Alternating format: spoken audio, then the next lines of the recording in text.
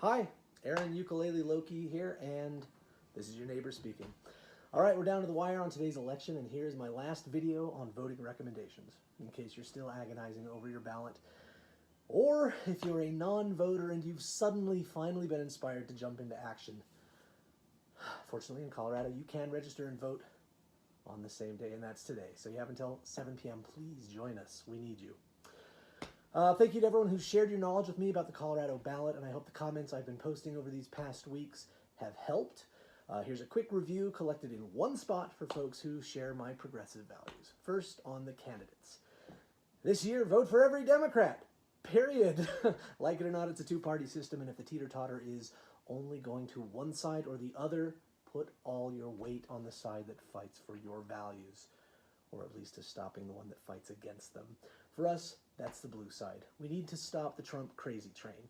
It's not the only thing, but it's the urgent thing. The Democrats have a more progressive platform than ever, and there are loads of great candidates nationwide, sprinkled in among the candidates. But together it's a team, and with a majority in Congress, we can block Trump's plays and hopefully advance some good. So if you see the D, grab the D. Did I say that in a way that could be misconstrued? We also need this blue wave to extend to the state races. That's the governor, the attorney general. Even the attorney generals are key players now because they're in a position to sue the Fed, and surprisingly, it's happening a lot lately. So go for the Democrat. And for more on my straight Democrat position, I've got a longer video with more analogies, but there's not really time to watch all that right now, probably. Let's move on to the bits that don't have party letters to guide us. Amendments, propositions, etc. Amendment 5, I'm voting yes. That one allows 21-year-olds to run. They were previously barred until the age of 25. Now, age may be one indicator of maturity, but it's not the only one. After all, we all know a tyrannical toddler in Washington who's in his 70s. Plus, one of the most intelligent, passionate, even-tempered, well-informed voices in the Colorado activist community isn't even out of his teens yet. And yes, Tay Anderson, I'm looking at you. Thanks for your work. Amendment W, yes, I'm voting. It'll streamline the judge retention questions while still allowing us to have our voice. I am sad to say that the opinions on individual judge retention, as in most years, evades me. I'm sorry. I need to improve on that. If you've got a recommendation, please post it below. Amendment X, industrial hemp. Vote yes, I am. It's not intoxicating, and farmers should be able to grow it for rope, but also for fuel and building materials. Colorado, we don't seem to be afraid of any members of this plant family, so why not yes for industrial hemp? On Amendment A, please vote yes, yes, yes.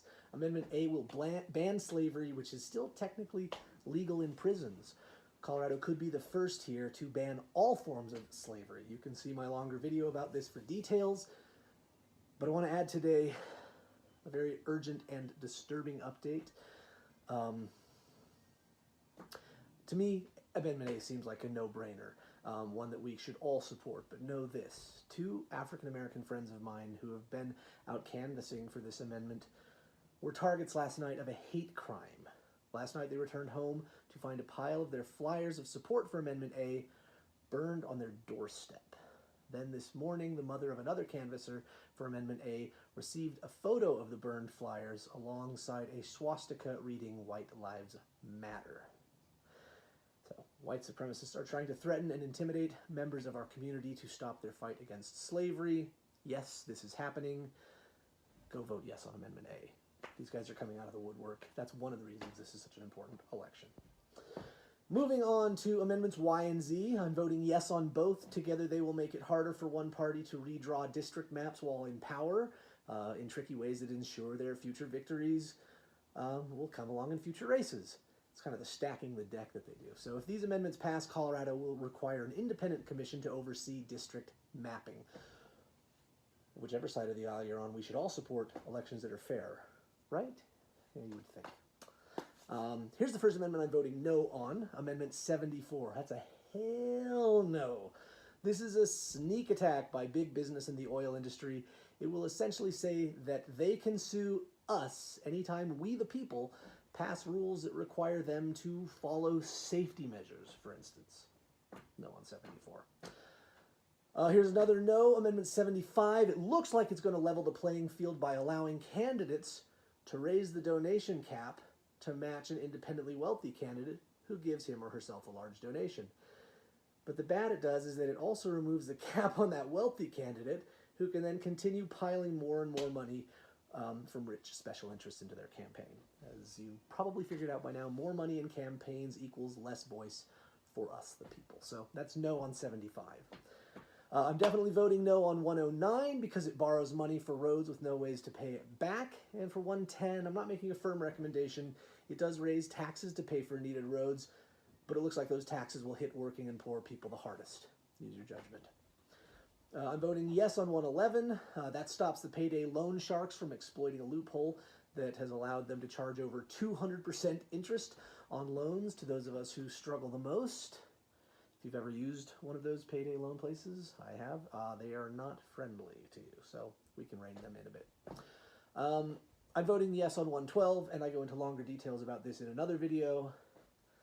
The shorter version, though, is it requires oil and gas to move new fracking sites from 500 feet near your home to 2,500 feet. Doesn't seem that bad to me, but oil and gas has spent a ton of money saying it'll destroy our economy. Oil and gas is 1% of our GDP, so it won't.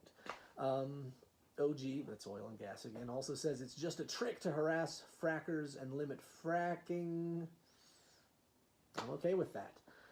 I'm not a fan of fracking. One environmental engineer friend of mine cautioned me that current regulations require oil and gas to clean up old wells, abandoned ones, in trade for opening new fracking sites. He worries that without the incentive for more new wells, they'll be cleaning up less old wells. Maybe, but I don't believe that the incentive for a new bad should be the carrot for repairing an old bad. There's a bit of trickiness on this one, but I'm voting yes. Maybe you know more and think otherwise. What else? Also, I'm voting yes on referred question 2E. That will regulate campaign contributions to help get big corporate money out of elections, allowing us to have more voice. And finally, the Rtt Board Election. This actually matters. If you believe in improving public transportation infrastructure with expanded services instead of service cuts, if you believe in affordable fares instead of rate hikes, and if you respect the rights of drivers, then you'll agree we need a more progressive board of directors. Good news is if you lived in districts C, B, N, and K, you can help make this happen, but since these are nonpartisan board positions, how do you know who those progressive candidates are? Well, if you haven't had time to follow the actions of the board, it's hard to know. And thankfully, my friend and activist, Janae Elise Donaldson, is a founder of the Rocky Mountain Bus Riders Union, and their organization has been doing exactly that. So to help us on all of us on that topic, I'm going to defer to Janae for the recommendations. If you don't know which district you live in, search on your ballot for one of the following names. If you find it, fill in the bubble next to it, if you want to go with her recommendations. These are the endorsements for District C, B, N, and K. Julia Stewart, Paul Solano, Chantel Lewis, and finally, Brad K. Evans.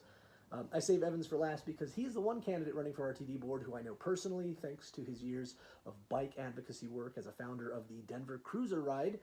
I also know him because of his work with keeping an eye on greed-fueled developers via his Facebook page, Fugly Denver. So I'm happy to personally recommend for RTD board Brad K. Evans. All right, that's it. Go vote. You've got hours left. I'm Aaron, and this is your neighbor speaking. Feel free to like and subscribe to my page, friend me, share, of course, and as always, leave your comments. Until next time, catch you later. Thanks.